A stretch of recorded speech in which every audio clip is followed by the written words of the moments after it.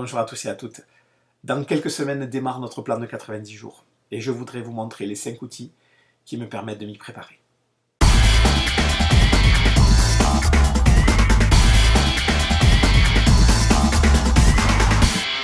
Alors le premier, c'est tout simplement un porte-carte.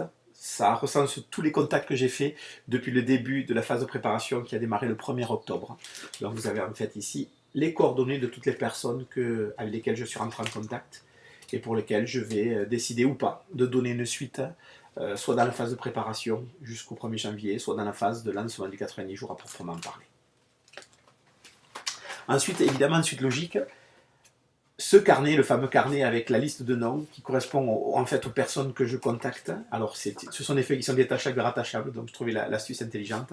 Ça permettait justement de pouvoir garder, archiver ces documents et pas forcément les avoir définitivement en volant et les perdre.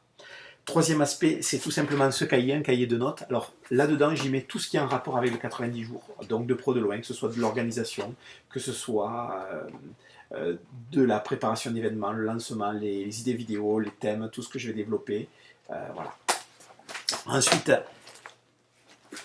quatrième et avant-dernier outil, c'est tout simplement un document qui me permet d'avoir tout simplement un reporting de tout ce que je fais, à savoir ici la liste des personnes que je dois appeler dans la semaine, des contacts, un tableau de suivi, le fameux suivi, le tableau des noms, vous savez, que l'on retrouve régulièrement. J'ai édité la fiche de performance individuelle de façon à savoir où je me situais, la liste des contacts qualifiés que j'ai également en plus de la semaine dernière, un tableau de prévision du chiffre d'affaires sur les prochaines semaines par rapport à des feux verts que j'attends.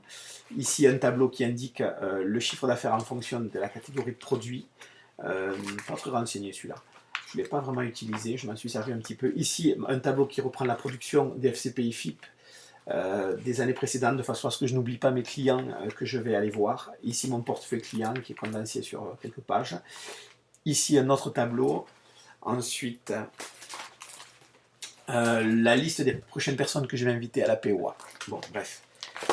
Enfin, pour finir, le dernier document, c'est tout simplement un tableau de visualisation. Alors, vous voyez derrière le tableau de visualisation qui sert pour, de manière plus générale. Ici, c'est un tableau d'évolution semaine après semaine de l'organigramme du groupe. Donc, je fais évoluer avec les barres en rouge, ce sont les nouvelles personnes ou voilà, la zone d'influence qui grandit semaine après semaine en fonction de tout ce que l'on fait. Voilà pour ces outils, j'espère qu'ils vous inspireront et je vous souhaite un rendez-vous au sommet, une bonne journée, une bonne semaine. Et à